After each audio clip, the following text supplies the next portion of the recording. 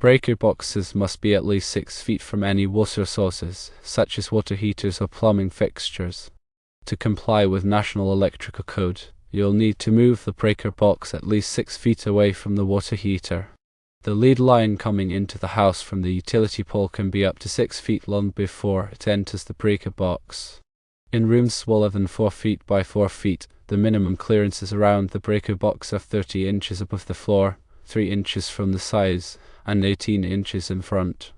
The breaker box should be easily accessible and within reach of the person operating it. Based on the information, it is recommended to relocate the breaker box. Move the breaker box at least 6 feet away from the water heater, either to the side or to another wall in the room. Make sure that the lead line from the utility pole is no longer than 6 feet before it enters the breaker box. Position the breaker box in accordance with the minimum clearances outlined for rooms smaller than 4 feet by 4 feet. Choose a location for the new breaker box that allows for easy access and operation. Please note that these recommendations are based on the National Electrical Code and general guidelines. It is always best to consult with a qualified electrician to ensure that the installation meets all applicable codes and standards. When installing or relocating a breaker box, it's crucial to adhere to the National Electrical Code, or NEC, to ensure electrical safety and compliance. The NEC provides specific guidelines regarding the placement of breaker boxes in relation to various elements within a building, including water sources, available space, and accessibility. Firstly, clearance from water sources is paramount. The NEC mandates that breaker boxes maintain a minimum distance of 6 feet from any water sources. This includes water heaters, sinks, plumbing fixtures, and any other areas where water may be present. The reason for this requirement is to mitigate the risk of electrical shock in the event of water exposure. Water is an excellent conductor of electricity, and if a breaker box is located too close to a water source, there's a heightened risk of electrical current traveling through the water and causing harm to anyone who comes into contact with it. Secondly, the length of the lead line, which connects the house to the utility pole, is also regulated. The lead line should not exceed 6 feet in length before it enters the breaker box. This limitation is in place to minimize the potential for voltage drop and ensure a stable and reliable electrical connection. A longer lead line can result in increased resistance, leading to a reduction in voltage at the breaker box. This can negatively impact the performance of electrical appliances and equipment within the house. Thirdly, minimum clearances around the breaker box are essential, particularly in confined spaces. In rooms smaller than 4 feet by 4 feet, the NEC specifies minimum clearances to ensure safe and convenient access to the breaker box for maintenance and operation. These clearances typically include a vertical clearance of 30 inches above the floor, a lateral clearance of 3 inches from the sides, and a frontal clearance of 18 inches in front of the breaker box. These clearances allow electricians and homeowners to safely work on the breaker box without being obstructed by nearby walls or other objects. Fourthly, accessibility is a key consideration. The breaker box should be easily accessible and within reach of the person operating it. This means that the breaker box should be located in a well-lit area and free from any obstructions that could impede access. Additionally, the height of the breaker box should be such that it can be easily reached by individuals of varying heights. The NEC also addresses specific requirements for rooms with limited space. If the room where the breaker box is located is smaller than 4 feet by 4 feet, there are additional considerations to keep in mind. In such cases, the minimum clearances around the breaker box become even more critical. It's important to ensure that the breaker box is positioned in a way that allows for safe and convenient access, even within the confined space. Relocating the breaker box may be necessary to comply with these requirements. When relocating a breaker box, it's important to carefully consider the new location and ensure that it meets all applicable NEC codes and standards. The new location should be at least 6 feet away from any water sources and should provide adequate clearances around the breaker box for safe and convenient access. Additionally, the lead line from the utility pole should not exceed 6 feet in length before it enters the breaker box in the new location. Remember that these recommendations are based on the National Electrical Code and general guidelines. It is always best to consult with a qualified electrician to ensure that the installation meets all applicable codes and standards.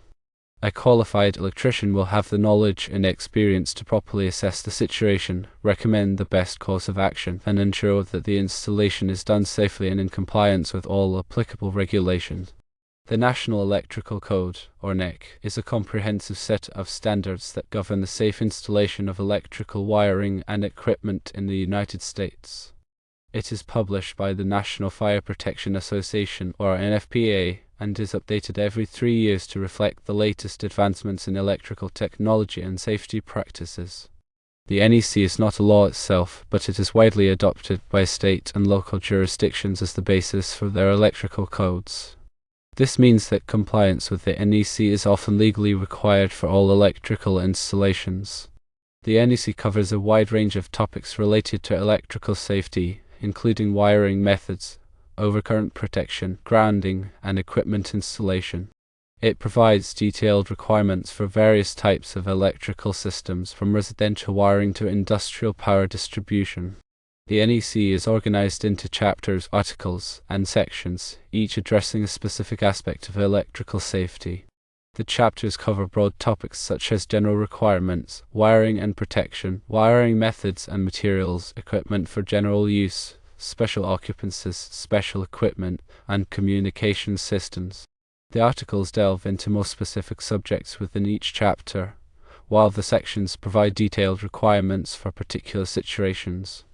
The NEC is a complex and technical document, but it is essential for anyone involved in electrical work to have a thorough understanding of its provisions. Compliance with the NEC is crucial for ensuring the safety of people and property, and it can also help to prevent electrical fires and other hazards.